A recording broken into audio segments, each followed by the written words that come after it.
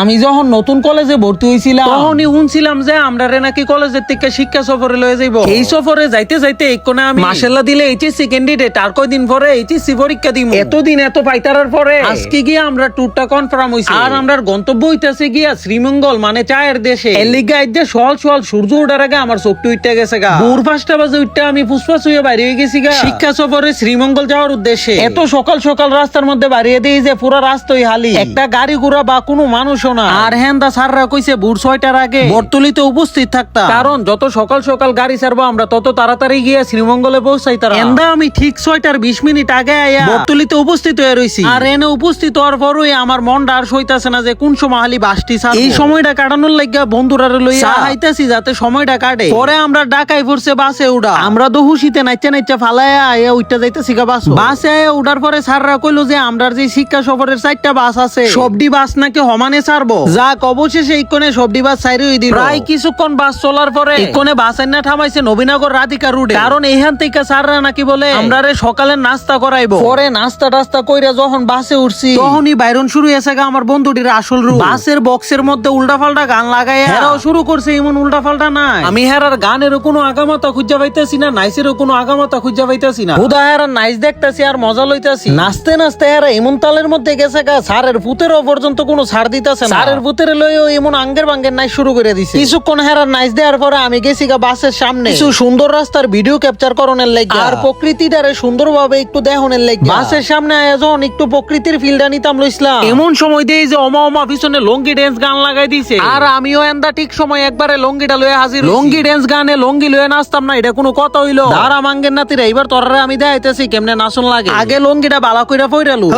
লঙ্গি dance লঙ্গি dance লঙ্গি dance. এন্দা আমি নাচার মাঝখানে একতেরে বিচারতাছি যেইতে কুদ্দুর আগে আমার একটা ঠাওয়া মারছিল। এইতের এই কোণে আমি আমার লঙ্গির ভিতরে ডুয়ায়া বুঝাইম যে কত দানে কত চা। এই তো এবার সান্দু যাইবা কই পাইছি মাঙ্গের নাতিরে। নে মাঙ্গের নাতি ঢুক লঙ্গির ভিতরে। লঙ্গিতে কি গন্ধ! ঠিক হই আছে হালার ভাই, তোর এই গন্ধই সহ্য করার লাগবে। আর দিবি নি ঠাওয়া। প্রায় 1 থেকে 2 ঘন্টা এই বাসের মধ্যে ফালাফালি নাচানাচি কইরা আমরা সবডি ফুলাফানে টাঙ্কি ফুল হয়ে গেছিল গা। এর লেগে আমরা সারেরে কইয়া একটা পাম্পেরানো বাসটারে দাঁড়া করাইছি আমরা টাঙ্কিটারে সারনের লেগা। সব ফুলাফান ওয়াশরুমে যাইতেছে টাঙ্কি সারনের লেগা। আর এন্দা আমি দৌড়াইতেছি কোনো একটা সিফা বিচারনের লেগা, কারণ যদি ওয়াশরুমে যাই সিরিয়ালে দাঁড়াই থাকতে থাকতে আমার টাঙ্কি প্যান্টের মধ্যেই ফাইটা যাবো গা। পাম্পের থেকে অনেকটা পথ দৌড়াইয়া আমি একটা সিফা বাইর করছি। আর এই সিফার মধ্যে এখন আমি আমার টাঙ্কিটারে আস্তে ধীরে সুন্দরভাবে সারমু। আর আপনারা একটু অপেক্ষা করেন, ইতা দেখান যাইতো না, ইতা দেখাইলে সর টাঙ্কি সারার পরে আপনার লগে দেখা হইতাছে। আহ কি শান্তি! এমন পরিস্থিতির মধ্যে পড়লে বোঝা যায় যে জীবনে ভুগে নয় ত্যাগেই আসল প্রকৃত সুখ। তারপরে সবাই বাসে উঠটা আধা ঘন্টা রাস্তা চলার পরেও আমরা ঢুকে গেছি গা সিলেট শ্রীমঙ্গলের ভিতরে। এই সবুজ শ্যামলা প্রকৃতি দেখার পরে আমি একদম ভুলে গেছি গা আমি যে সকাল থেকে প্রায় 4 ঘন্টা জার্নি কইরা এতটা পথ পাড়ি দিয়া এই শ্রীমঙ্গল আইছি। আহা কি শান্তি! একদম পরানটাই জুড়াই গেছে গা। এরপরে আমরা বাস থামছে একদম শ্রীমঙ্গলের মেইন সীমানা। আর আমি আপনারা জানা ওয়েলকাম টু শ্রীমঙ্গল। যদিও আপনারা আর কোনো যারা আমার পেজটারে ফলো করছেন না তাড়াতাড়ি পেজটারে ফলো করে দেন। তো আর কি আজকের ভিডিও এই পর্যন্ত, এবং পরবর্তী ভিডিওতে দেখবেন যে শ্রীমঙ্গলায় আমরা কি কি পাইতারার সম্মুখীন হই। ততক্ষণ পর্যন্ত সবাই নতুন ভিডিওর জন্য অপেক্ষা করুন। আর ভালো থাকুন, সুস্থ থাকুন, নিজের মা বাবার খেয়াল রাখুন। আল্লাহ হাফেজ।